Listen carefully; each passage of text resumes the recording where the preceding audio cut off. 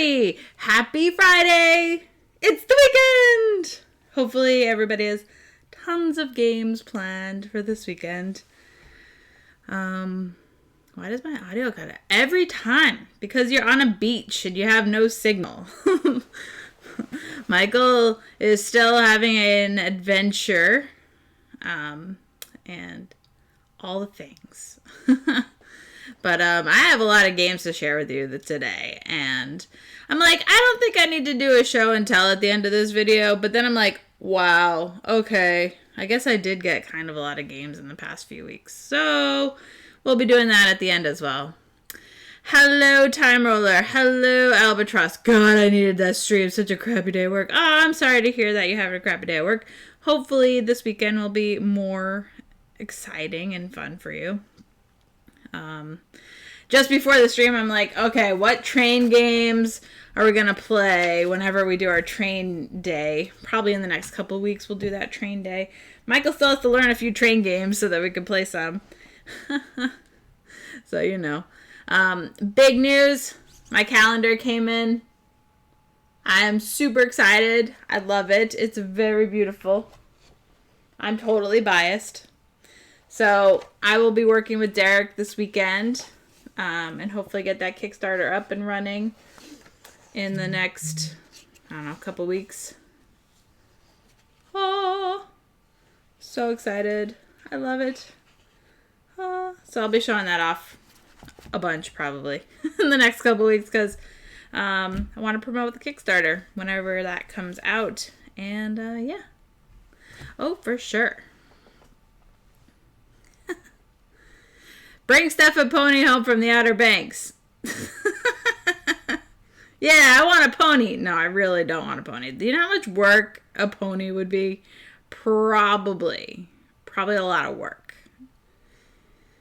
Albatross says, oh, for sure, we're having a day-long outage, so none of our much-needed tools are working, but it's all good. It's almost over, and I'll be free. Excellent, excellent, excellent. Also, very excited about the calendar. Well, thank you. Yay. I'm excited, too. So, yeah. I wasn't sure how it would turn out because, you know, normally I give myself until September rolls around. So that's a whole, 4 months of pictures that I'm missing this year. But going forward, if I have my Kickstarter in July, I'll have a year's worth of pictures. So it'll be good. It'll be good going forward. And I'm excited because actually the pictures and everything turned out really nice. So I'm happy with it. Small pony friend. Oh my goodness. Fine. Nope, not working again. Oh, I'm sorry, Michael. It's fine. Don't stress. I guess I should write it because it's not working. Sorry. Alright, so it's funny because this past week the blog, and the week before that, the blog was all about the games that I played when Dan was here. So I wrote so much.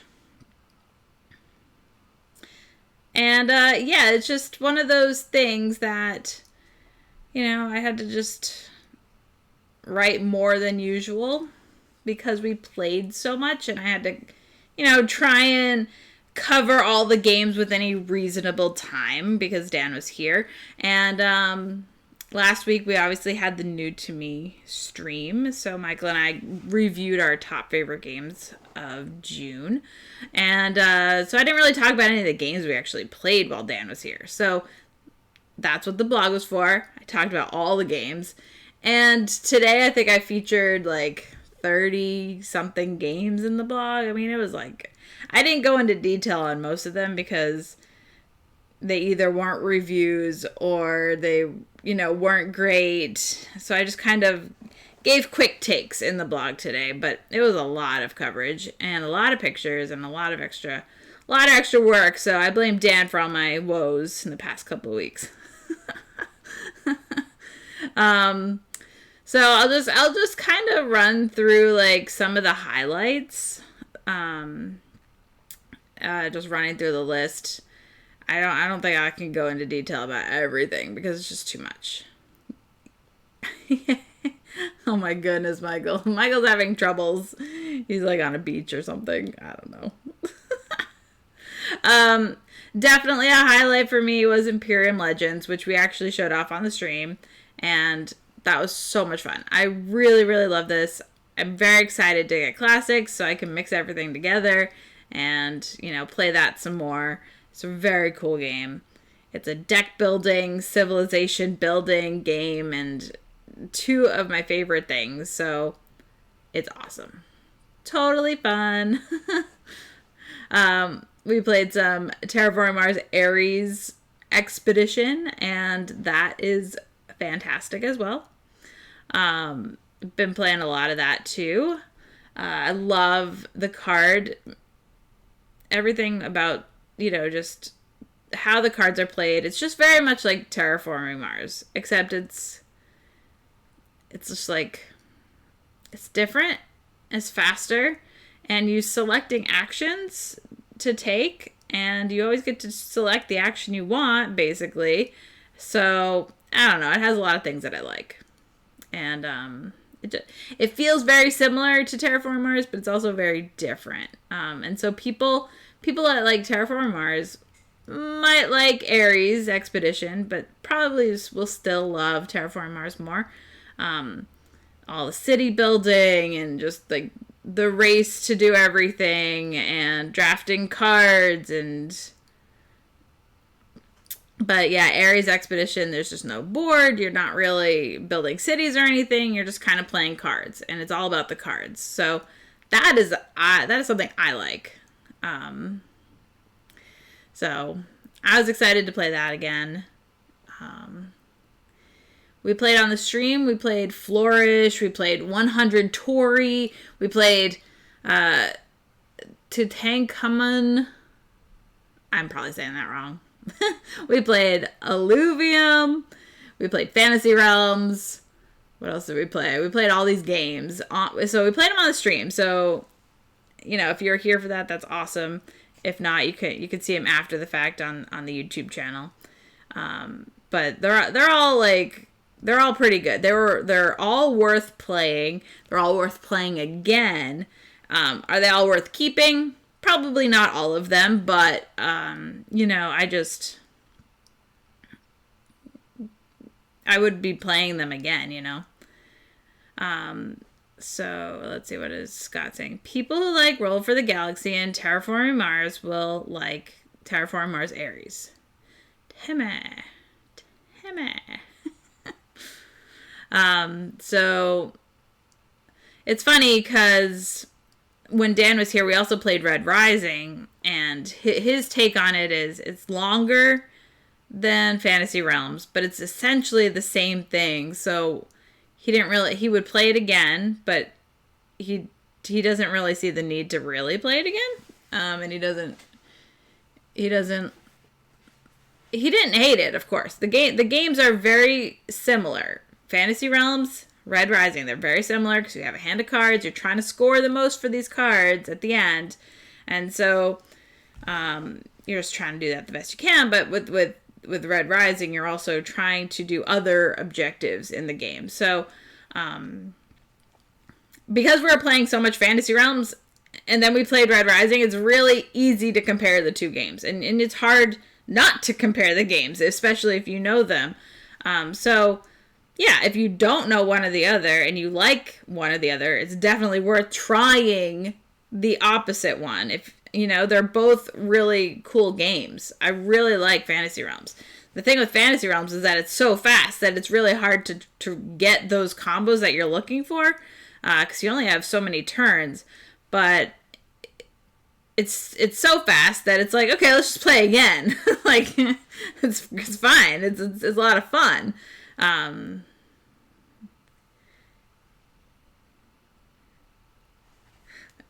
have to just subscribe right now. I do have a YouTube channel. I meant to make a command for it, but I think if you scroll down on the About Me page, it should be right down below. On the About Me page, there might be a link to to YouTube.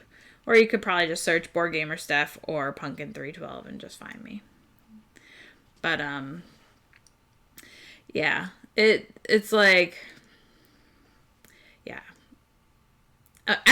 So it's crazy because now that you mentioned the YouTube channel, at this point, Michael and I have been streaming games for almost a year, like 11 months or something. And I'm currently at 370 games put in to the YouTube channel. That's a lot of games. We have featured a ton of games. That's like, we featured like a game a day. That's 370 in a year's time. Good Lord. I know. It's a lot. That is, Dr. Sign would be pleased. That is a bit more than a game a day. And that's just featured on a YouTube video. You know, that's like since we've been streaming. Then all the games in the house tour. Well, yeah, so I haven't even included all the link. Like on my list right here, it's just the games in alphabetical order.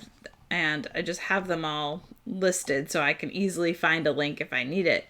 But it's a lot. There's a lot of games that we featured here.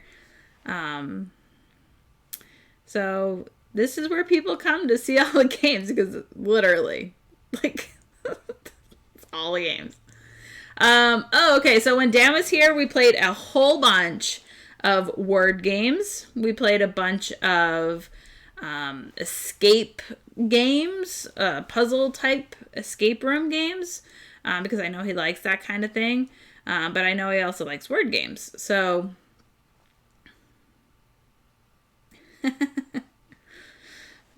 so let's see. Out of the word games we played, looking down my list, looking down the list, Fumbling Ferrets. This game,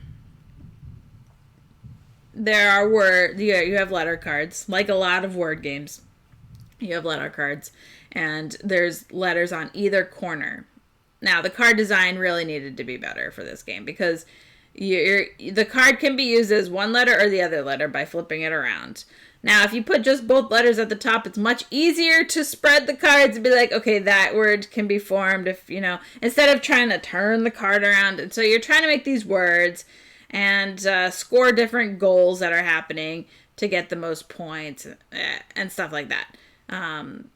Now there's going to be rounds where you go around spending your points to get more cards, but it's kind of luck of the draw at that point. Can you get a card that you can use? So it was fine. It wasn't, definitely not like memorable in the genre of word games. So we kind of had a lot of those with the word games. We didn't have much luck. Like, we played Spell Smashers, and that was actually pretty good. I mean, that one had a theme where you're like making these words to try and fight off monsters so you can gain loot and go buy power-ups and stuff like that. So the problem with that game is that it was just too fiddly. Like, I don't need my word games to have all this adventure. I mean, it would be cool if there was like, create a word that has to do with fantasy, or create a word that has to do with general terms like sci-fi or something, like this, like a broad term that could be used in some sense. Then you're kind of like, okay, well, how can I make a word that relates to something like that? Then you're like, have a goal in mind. But even still, the problem with word games is that you are spending so much time crafting these words, and that there's just so much downtime in between turns, in between time where you're doing something with interacting with the game and making the word. So the games always last longer than what I might like. So it's just that's the main problem with a lot of word games that I've had. But I do like them. I always want to try them because I do like word games in general. There are not many that have stayed in the collection over the years, though. Another one we tried was Alice in Wordland. This one was actually a little bit different than the common word game that when you hear word game, you think of like, you know, all these like paperback and stuff where you have the letters in your hand and you're crafting the word, or Scrabble and you're trying to craft the word. But Alice in Wordland is actually different. Alice in Wordland gives you a category, circus, and then you put out 3 letters, JES or whatever. You flop them out, and then players are timed. They have 15 seconds on their turn to think of a word that relates to circus that doesn't use the letters in the middle of the table. So then you're like, oh my god, I can't use S and E. Oh, what do I do? What do I do? I can't even think of any for circus. And then, okay, so you're thinking, can't use J, can't be juggler, can't use E, can't be tent, ringleader, no. All these things, and like I can't even do it, right? And and then if you do it, you hit the little teapot, and then the next person has to think of it, and you keep going around and around and around, and then and so of course I'm terrible at this game. I'm like really bad at this game. Like, oh, he said that word. Oh, whoops. Hello, Wim. I am talking about Alice in Wordland. And it's a different kind of word game, which was actually pretty fun. And it's a party type game. And everybody is a character from Alice in Wonderland. And each character has a unique ability. And you're just trying to think of words that go with the category. So if the category is circus, you try and think of words like clown. Hey, clown actually worked. Clown, tent, ringleader, things like that. But you can't use the letters in your word that are displayed on the table. So I had given the example of J, S, and E.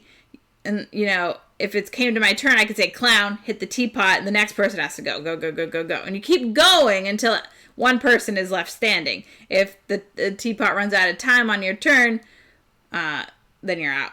And so you have 15 seconds on your turn to think of a word. So while people are going, you're like, okay, what can I think of? What can I think of? And so you have the pressure. So that was pretty fun. That was definitely one of the better word games that we had played. I'm trying to think of what other word games we played. No. We played Spell Smashers. Maybe that was it. Fumbling Ferrets, Spell Smashers.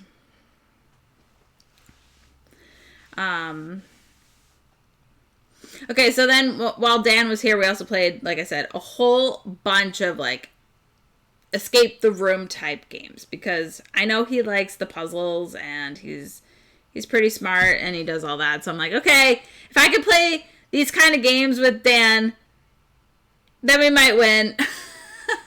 It's not that I'm not smart. It's that I'm better with like the mechanical part of games, like seeing patterns and figuring out how it works together. But when it comes to like dates and general knowledge, I'm like, I'm useless. I'm just totally useless unless it involves board games, like specifically board games. Yeah. Only I had it in a blog post somewhere. That's right. So the first one I wanted to talk about was Curious Correspondence. The Curious Correspondence is a by mail escape puzzle type thing. So you can subscribe to their subscription. I guess there's a subscription you can do, and every month they'll send you a new game to play, a new escape game. So we were playing it. We played chapter 1, played the first one, and it was pretty good. I mean, so some of the puzzles were weak, as you would expect. There aren't many escape games that I've played where at least 1 or 2 puzzles were just duds. But for the most part, we had a good time figuring out what to do. there were some really cool things that I even helped out with. I felt useful in this game, so maybe that's why I liked it a little bit more. Most games I don't really feel useful when it comes to stuff like this. But the Curious Correspondence was pretty cool. And that you have to use like their website to type in the codes to see if you got it correctly and stuff like that. And it probably took us a couple hours. I mean, we were at it for a while, so, you know, it was pretty cool. So I have chapters 1, 2, and 3. So I definitely want to play through chapter 2 and 3. I don't think they all interconnect or anything. So there is something like, yeah, there is that. So that was a pretty good one. I would put that on a higher ranking than many of the exit type games that I've played. We played Independence Incident. This was a timely game because, you know, 4th of July just happened. And this is a small micro escape room game that is 18 cards. This game, Dan just was like, all right, keep them coming, keep them coming. We finished that like super fast. There are helpful hints on the website. You also need a website for this game to type in the answers, but they have a long list of like information in case you don't really know. You can like look things up, like the words to the Star Spangled Banner or something. You can like look that up. So that was handy. That was helpful. This was a 3 out of 3. It's supposed to be played about an hour, and you know, with Dan on my team, we finished in like 33 minutes. Exactly. Michael and Dan. Michael was kind of in and out because he was getting ready for Taekwondo, but he saw most of the puzzles and helped us out for sure. And so I think we smashed that game. Now there's also another game in the series called the Kringle Caper, and that is one that I think I'll do better at if it actually has to do with Christmas related things, because I know a lot about Christmas stuff. But yeah, so I'm excited to play that. I think I might hold off on playing that one until Christmas comes around or after Thanksgiving, you know. I think that could be fun. And I definitely recommend these little like micro games. I thought, you know, Independence Incident had some really cool puzzles. So yeah, I think they did a good job with that. So would definitely recommend it. What else did we play? I know Dan and I played Unlock the Squeakin' Sausage one. That was from the first batch of Unlock games. Somehow I missed that one, and Michael had played it long ago. So I'm like, I don't want to play it by myself because I will be terrible at it. But, you know, with Dan, we could figure it out. We could figure out the different patterns and stuff. So actually, I helped out with that game, and that's one reason why I like Unlocks, because I feel like I can actually do something with them. And yeah, I had fun. The only puzzle I really hated was the last one, and then we're like, did it ruin the experience enough to make it a whole rank lower than what I wanted, than the experience I had playing? Probably not. It was pretty good overall, but you know, got it played. So I guess that's half the battle. I'm trying to see what else. Were there any others that were... I think those were the 3 escape stuff that we played. Was it? I think so. How many days until Gen Con? Oh my goodness. I don't know. Not keeping track.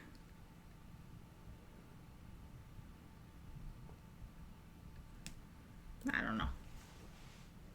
It's it's at the end of September, so you got a while. No need to rush it. Still have all the summer left. We played a game called Die of the Dead. We went to Gen Con. Die of the Dead is pretty neat. The artwork is fantastic. The gameplay could probably use some development, But the mechanic that they have of shaking the dice in these little coffin things is really cool. And it's definitely like the cool thing about the game. Besides the big staircase, which is just a cool like material thing, though it's not totally needed, but it's a cool feature, but it's not like part of the gameplay. The only cool gameplay mechanic is shaking the dice in the coffins, because that is clever. That was very clever.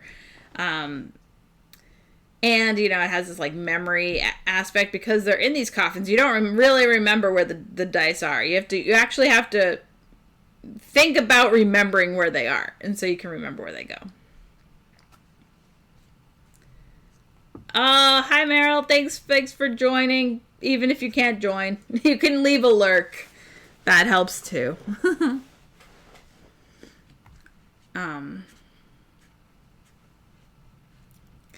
So yeah, that was good. We played a bunch of bad games that I don't really want to talk about. What else? Herbaceous. There's a Herbaceous Pocket Edition that just came out. It's the exact same thing as Herbaceous, the regular size game, which is actually pretty small, but they made it even smaller. That's a cool little game. We played a game called Alien Express. Alien Express uses Play-Doh. You're making shapes with Play-Doh. Always fun to play with Play-Doh. Always fun to play with Play-Doh. So that's just like a real-time 15-minute game of making creations with Play-Doh and trying to get people to guess what it is.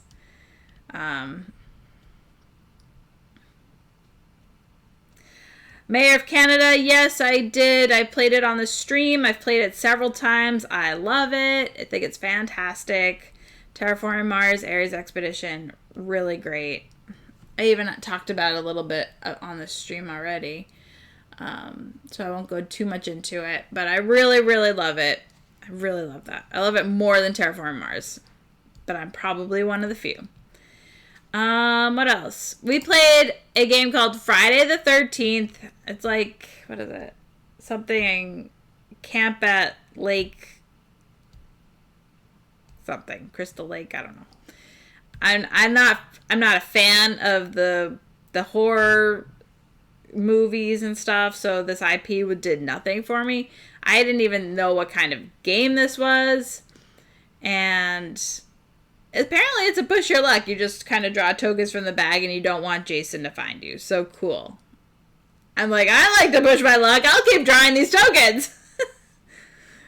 Thankfully, I didn't die. Actually, I did fairly well. And it was good. I had fun. It was better than I thought it would be. Let's just say that. We played so many mediocre games. Sacred Rights was pretty good. If you're familiar with a game called Spyfall, this has a very similar feeling to it. Except when you're playing Sacred Rights, you play many rounds, and you may or may not be the person who knows or doesn't know the word. So with Spyfall, one player at the table doesn't know the category. Whoa! Lightning and thunder and everything out there.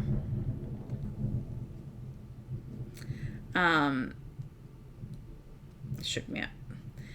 So it's a game where you have a hidden word. It could be like moon, and you may or may not know the word moon, and you're trying to let everybody know that you know the word. Even if you don't know the word, you're trying to get them to think that you know what you're talking about.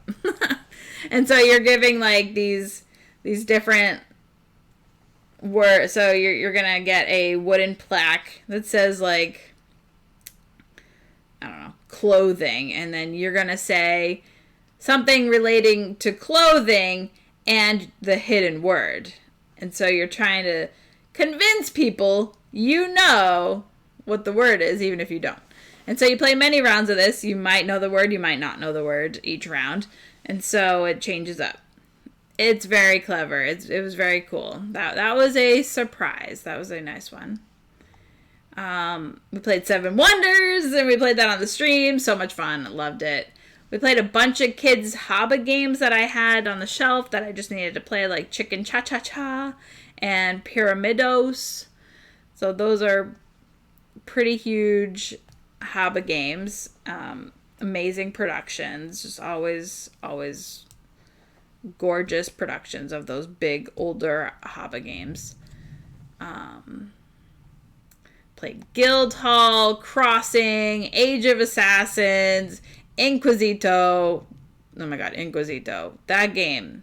Horrible theme, horrible artwork, not great gameplay, but man, it was just so off-putting that it was just ridiculous that we even played it. But we did, and we made it through. Did I play Haba Haba Hippos? I have not. Boy, do I hate green cheese. Hint, hint. Oh, that was loud and near. Exactly. The thunder is crazy. I taught Dan a whole bunch of games that I've been enjoying in the past year, like Showdown Tactics, which is fantastic. I played on the stream. Also taught him Control, CTRL, Dream Runners, Aqualin, Mini Golf Designer, Fields of Arl. So happy we played that. Tuki, Ohanami, all these great games that I already knew and loved. We did learn Canvas.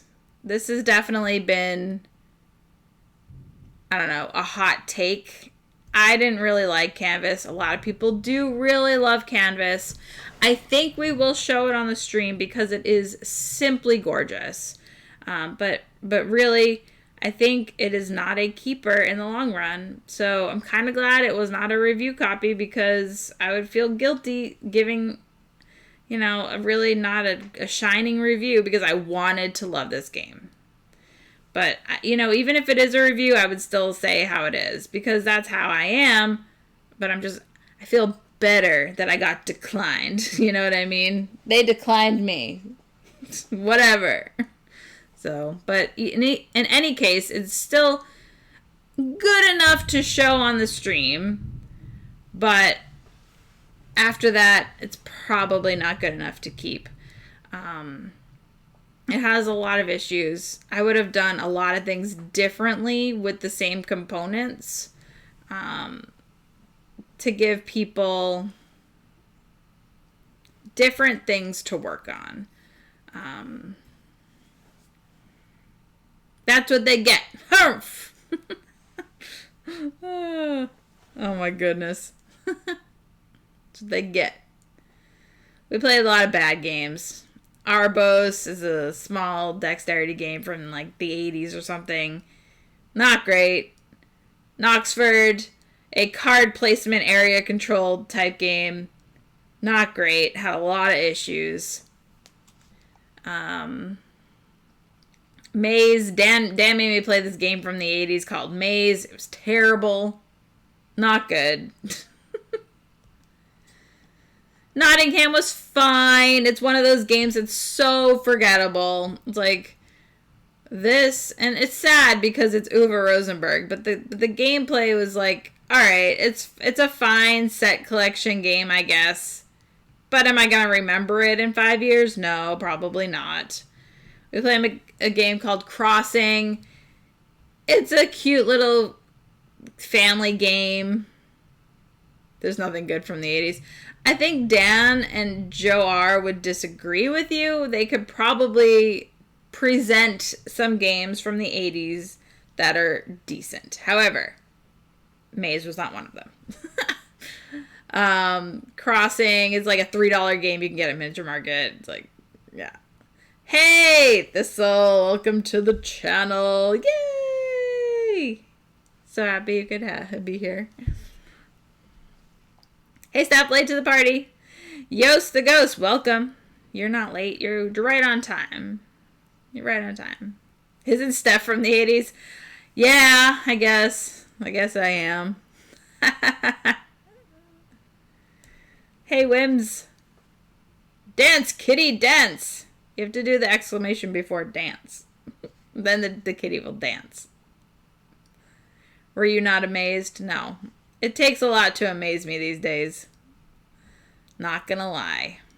Age of Assassins is a card game that I've had on my unplayed shelf for, I want to say like 7 years. Like, it's been like so long. It's been so long. I bought it from Joe Huber whenever he sold it, right after it came out, and I've never played it. And I'm like, Dan, let's just play. Let's just play, please. But he's like, yeah, this has been on your shelf for like ever. I'm like, I know it's been on my shelf forever. So we played it. Not great with 3. But the mechanics were actually pretty interesting. I mean, you're playing these cards. You're playing to a front row and a back row. The front row is face up. The back row is face down. You're drafting these cards, which I love drafting. Most people know I love drafting. Now, the problem with 3 players is there's a dummy player. They just basically get 7 cards, just like that. And, yeah, you're going to have to go luck into it. And the other problem is the cards aren't in English. So you had to keep referring to the paste ups sheet and figure out what the cards do, and it was more frustrating than fun, unfortunately, but I still liked the game. 80s produced some great movies. Michael would also argue that the 80s has the best music of all time, because Michael. But what we're saying is games from the 80s are just not great. Just not great. Did I miss anything? Grease Lightning. We might play that on the stream sometime. It's a light racing game. Probably pretty forgettable in the realm of racing games. But, it's fine and it's fast. And we'll probably play it. Storm Dragons was a review copy. It was terrible. It's really bad. Remember that time on the stream a few weeks ago when everybody made me open the game and we're like, oh, rules are included in the box. Yeah, this game, Storm Dragons, it was really, really not great. It was really not great. Rules were absolutely terrible. Maybe with better rules, the game would be better. Michael's like, the 80s were the best. I knew he would chime in there. Survive is a game from 1982. That was a fun family game. I was a kid. Still a good game. Sure. See, there's a good game. There you go. There you go. Success. I don't know. I'm trying to say, okay, I made Dan play Let's Make a Buzzard, the dice game. Dream Runners, I loved that. We played on the stream, so good. We learned some small card games. Mercatores was actually kind of interesting. There's like 2 phases in this game. The first phase is just like drafting, playing cards. There's like nothing special about it. The second part of the game is working around the table and trying to sell your sets for the most value you can, but then if it comes to you and you don't have the boat in front of you, then you have to actually pitch a card, so you're like losing points, and it's like, so it's kind of interesting to see the different choices in Mercatores. We played other small card games like Cerebria, the card game, and Skyward. Both were not great. Skyward, I wanted to love Skyward because it's I split you choose, and I always love that type of mechanic. Having all this information, splitting it up so that hopefully whatever is left over is what you want, and then everybody else chooses. Now, the problem with this game is that there are just too many things going on, and you can't really keep track of what everybody's doing because all the cards have special actions and combo with other cards and all these things, and you can't really know what's good for someone at any time.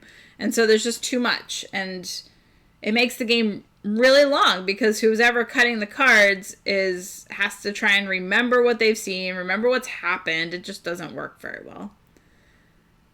Steph has nothing higher than a 7 from the 80s. Okay. That's funny. Cerebria, the card game, was an add-on or something for the Kickstarter Cerebria. It was created during the campaign, and it feels like it was just that. Didn't really work. Definitely had issues. Needs more development. Artwork's fantastic. Could have been great, but that's fine. This hat includes that. I don't rate people, alright? That's just rude. I don't rate people. I just rate games. Okay?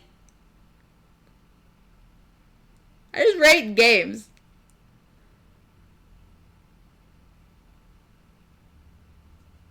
What is Steph is a game. Come on! I guess I should play it. Oh my goodness. Ridiculous. Oh. Hey, Derek. Welcome. Welcome. I just finished talking about all the games I played with Dan. I mean, there's like about 1,000 games. I didn't really go into detail about every game because games are great and we played a bunch of them. And we played a lot of bad games. But more importantly, out of the 67 games that we played, 40 of them were new to me. A lot of them were off the unplayed shelf. Even better. We made Dan play a bunch of bad games. And a bunch of good games too. So that's fine. I rate the children games of people that design games. I rate children's games. Yeah. Bye, Derek. Thanks for joining for 2 seconds. Steph is a 9, could be a 10, but need to play couch.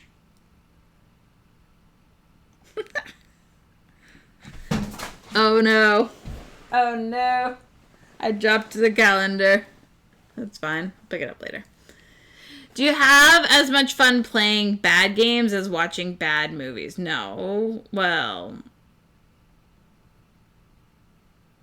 no. Maybe.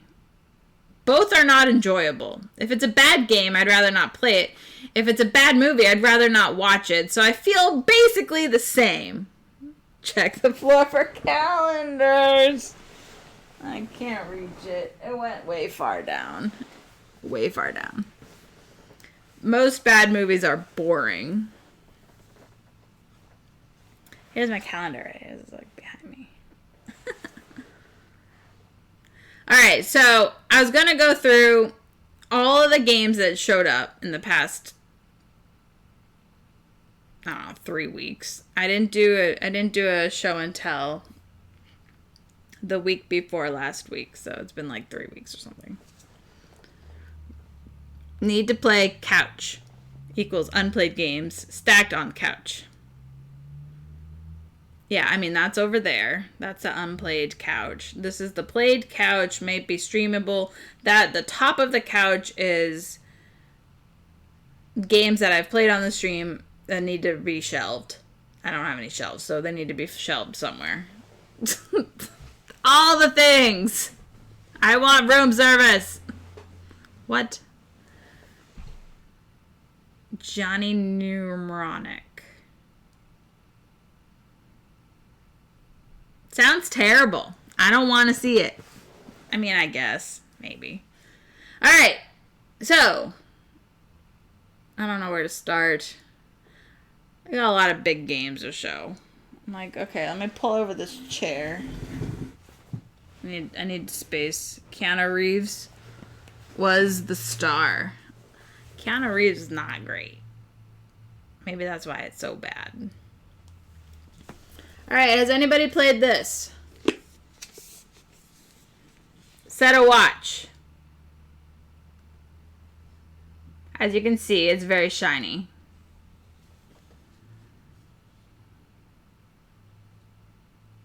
Keanu is great. It's on the way. What, did you just order this?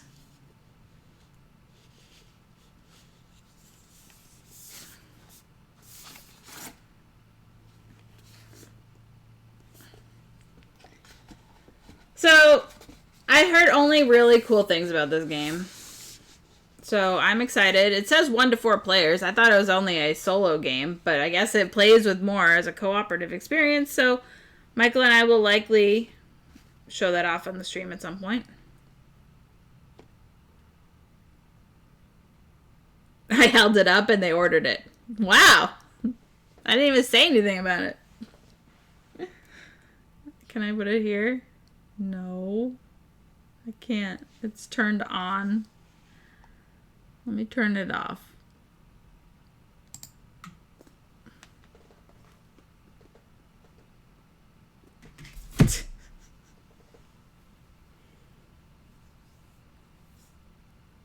What?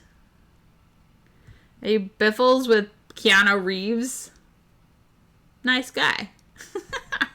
I'm sure he's a nice guy. It's fine. We got this game. $1 Million Script. A competitive team-based storytelling game for 3 to 10 players. The more the better. And plays around 45 minutes.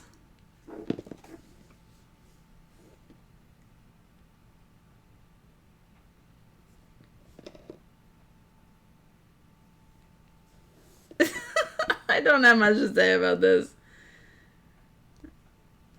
It is Portal.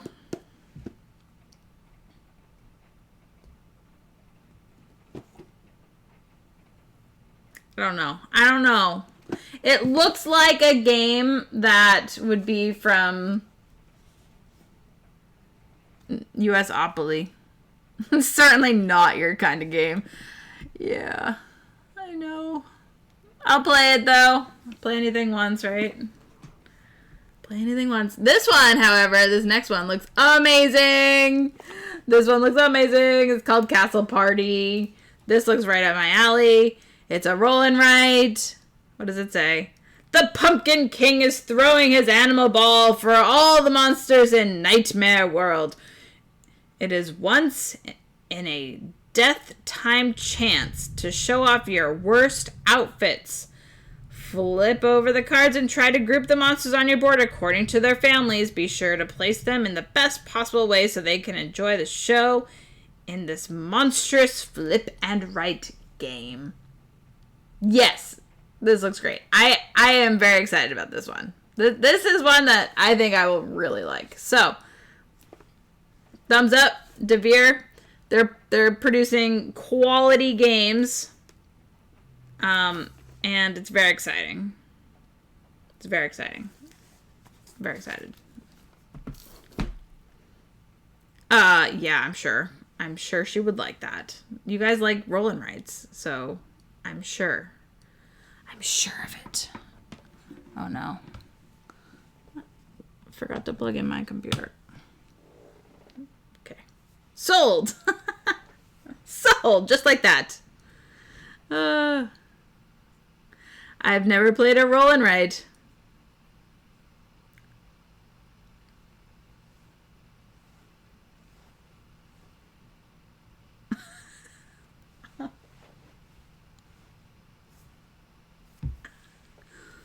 Hey, Time Roller, thanks for doing those links. That's awesome.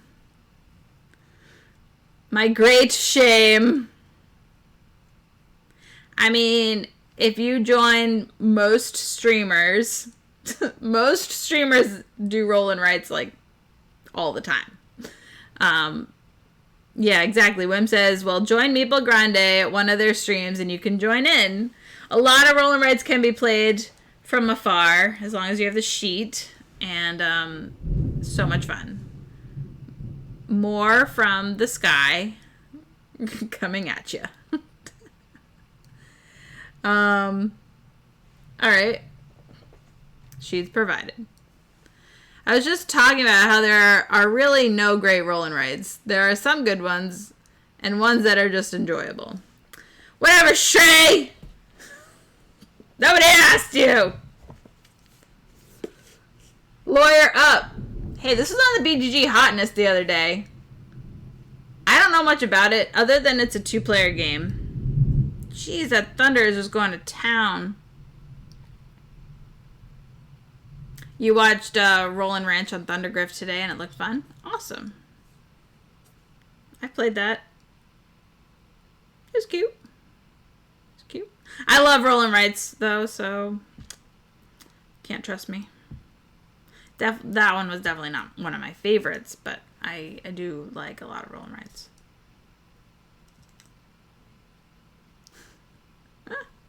So, Lawyer Up, asymmetrical 2-player courtroom drama card game.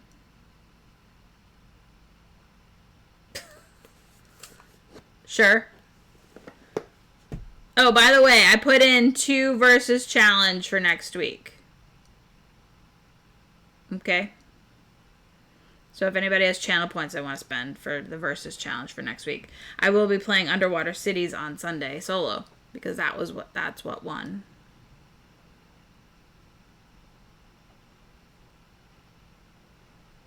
There you go. And dance, and dance, and dance. Ooh, ooh. Alright, what else? Okay. These ones just came today. We got Enchanted Plumes. 100 feather cards. Oh, they're feathers. I was wondering what they were. 2 to 5 players. Looks really cute. I love card games, so that should be good. We got this one here. Mass Transit. Oh, this is like... Is this a train game? Does this qualify as a train game? I'm going to add it to my train game list.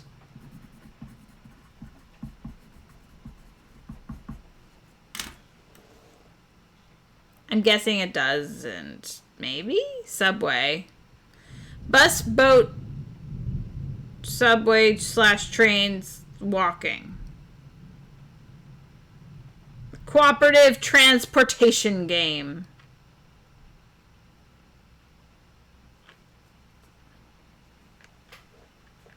Yeah, maybe we'll do that. Okay.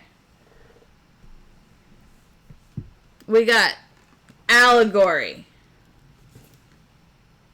Oh man, it's kind of crinkled. You can kind of see.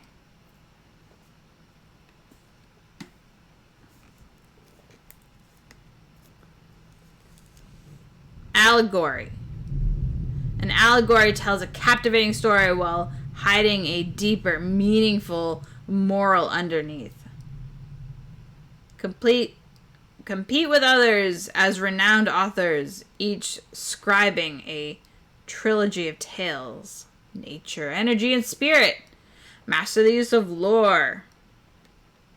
I think it's a bidding. Bid using lore, win a card, but lose your chips. I mean, I love auction games, so I'm excited that there's a new auction game. Like, oh my god. I hope it's great. I love auction, so we'll see. It says 2 players, but I'm sure it's better with more. It says 2 to 6 players, so I guess we'll see. Box crinkle or shrink wrap crinkle? No, that's definitely a box crinkle. It's a box crinkle.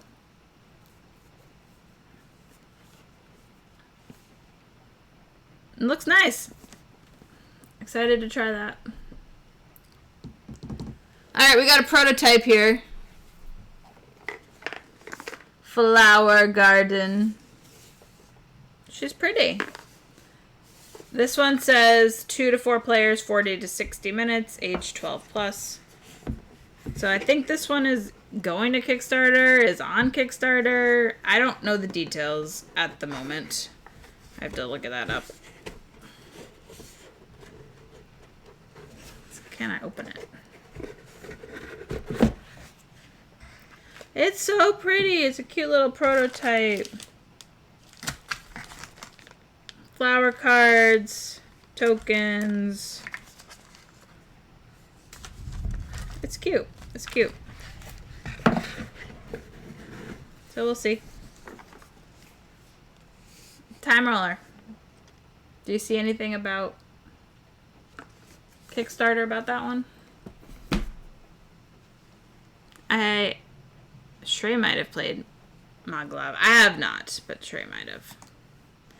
I'm gonna open up this tape.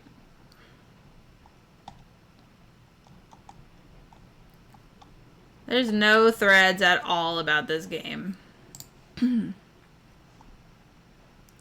So I do not know when it's planning to go to Kickstarter. I think.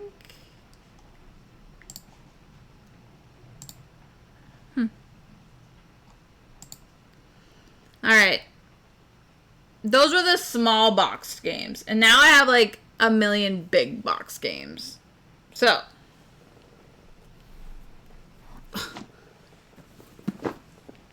Juicy fruits.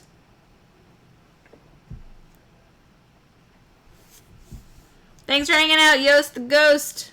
Yay! Juicy fruits. It plays 1 to 4 players. That means you can play it solo, so that's exciting.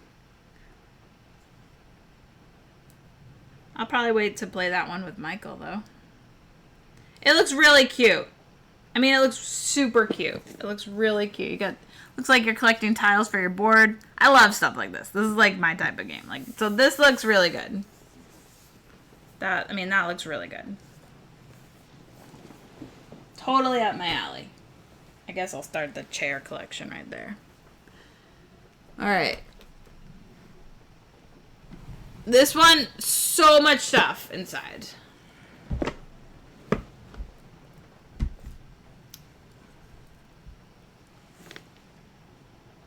Stardew Valley. This is one of the games that I put on the Versus Challenge for next week. Basically, the Versus Challenge has 2 games, and whatever one wins, Michael and I will learn and show on the stream. The other one will likely be learned in the near future and showed on the stream anyway, so they're both going to be shown on the stream, but this will give us a priority on what to play. Show the stuff. Show the stuff. Nice. This one is great. This one is fun. I actually got to play this. We played it as a 4-player game. It went over very poorly with everybody except me, who actually liked the game. I actually liked what we were doing. So I think it will be better as a 2-player game with Michael and myself. I think we will really like it. So I'm excited to show it off.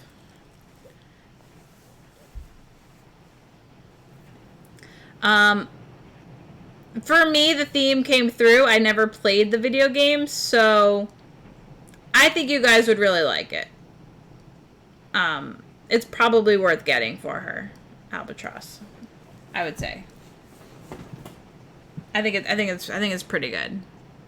God, the rain is just coming down, like coming down, down, down, down, down, down. I haven't played the video game, so, but the board game does feel thematic, so that's good. This one just came in the mail. Another prototype. We got Divinius. Lucky Duck Games has done it again. This one, I don't really remember much about it, but I remember what I learned about it. It seemed really cool. I have to print out the rules, I think. Okay, so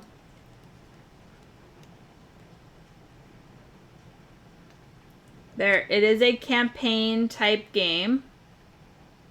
There is an app that goes along with it. Divinius can be played 3 ways. As a legacy campaign, with a new secret box for every scenario. After the legacy campaign, that you can play as a traditional Euro board game experience in the Infinity Replayable Eternity mode. As a single standalone play with custom myths, with gods and quests that give unique setups. So that's like pretty cool.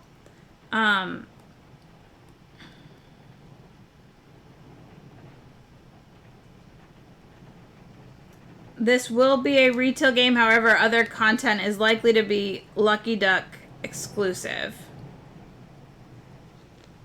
So, in this prototype that I have, there's only the first 2 scenarios of the 12 scenario campaign are included. So, that's something.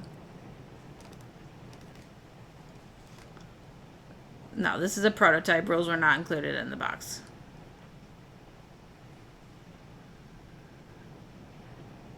Hi, Joju.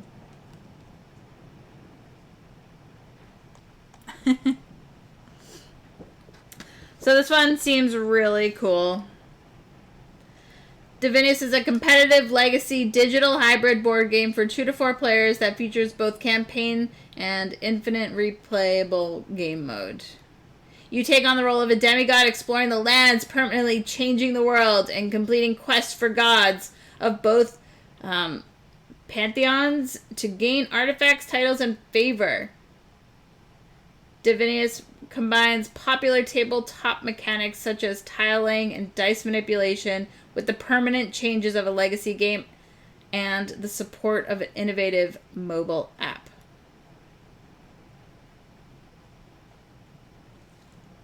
It looks awesome, guys. It looks amazing. It looks so good.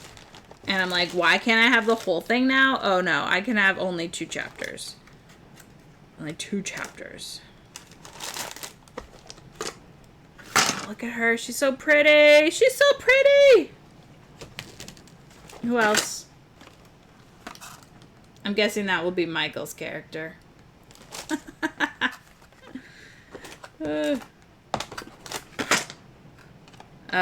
look at this guy. He looks like evil. Maybe I'll be that guy. Or we got her. She looks pretty. She looks pretty badass.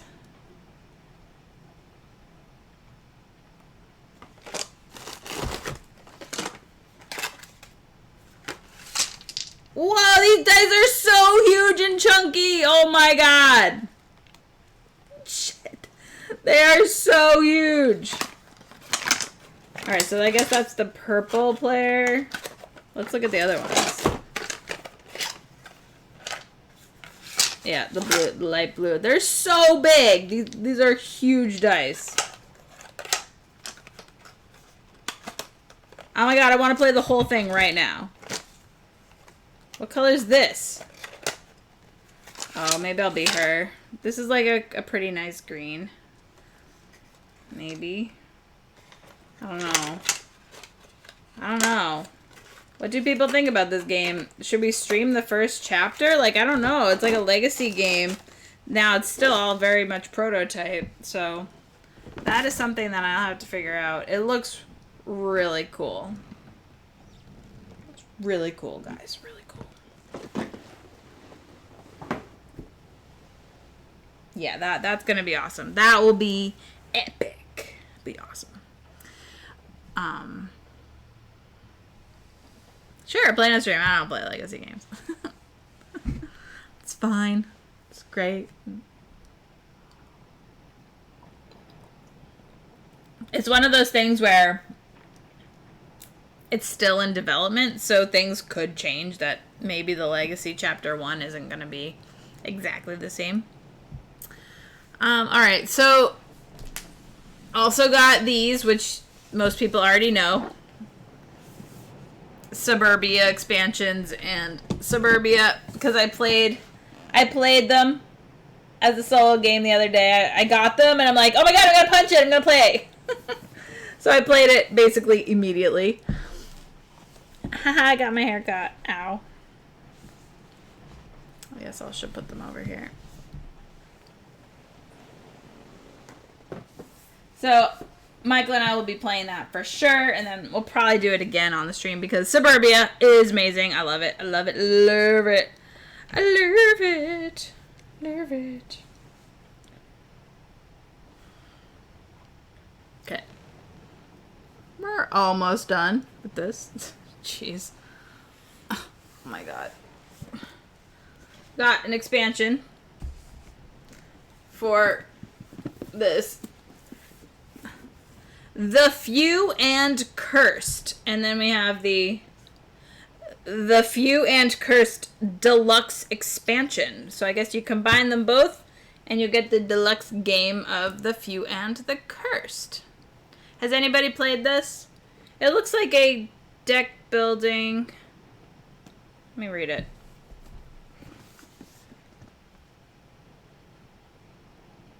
Is it? The Few and the Curse is a deck-building adventure game that takes place in a post-apocalyptic Earth where Most of the water on the planet has been gone for 70 years. Without water, civilization has halted any progress and stayed pretty much the same, with the exception of monsters, magic, and curses that show up. Could be good. Deck building. I like deck building, so we'll see about that one.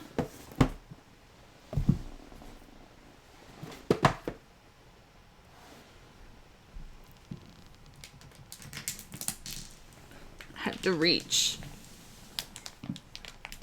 To reach for this. Okay, that's there. Not yet. Thanks for lurking.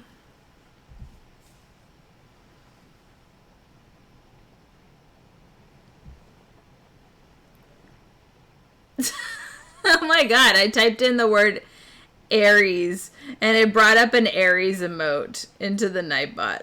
That's hilarious. Oh my god. Things I didn't mean to do but just happened. That's funny. My friend Scott Ferrier will laugh at me when I show this one because K2, guys, K2. K2. I actually think there's going to be a publisher night for this one. This is obviously not a new game. Most people have played it, especially if you like racing games or climbing games. K2. Accidental Awesome. That's right. So K2 and the new Rebel game. So cute. The very, very cute Meadow. Oh my goodness. So cute. Love him so much. Look at him. So cute. Love him. So we'll be playing a couple games from Rebel. It will actually be on a Friday afternoon. I think the first week of August. This looks beautiful. I mean, seriously lovely game.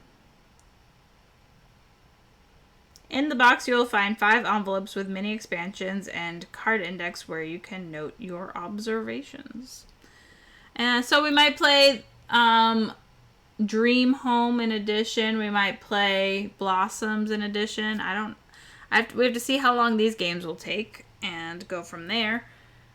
But that will be a really cool publisher night because I am so excited to play this. This is so beautiful. So beautiful.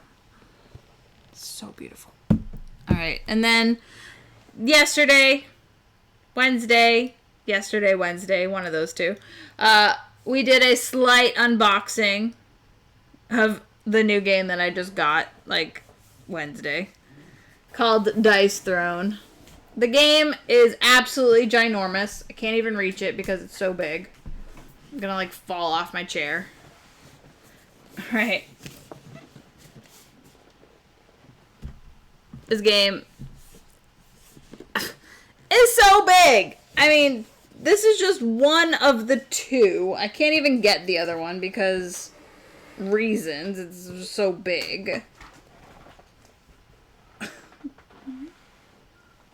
Alright. This game is actually usable as a sofa.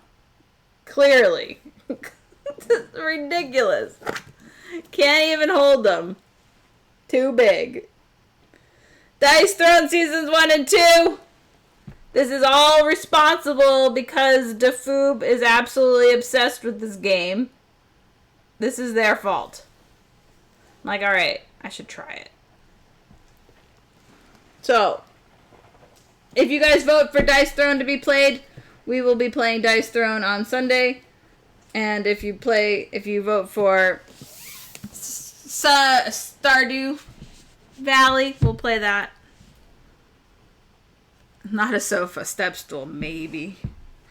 Yeah, I haven't got to that. We do have Dice Throne playmats. We have Dice Throne card sleeves.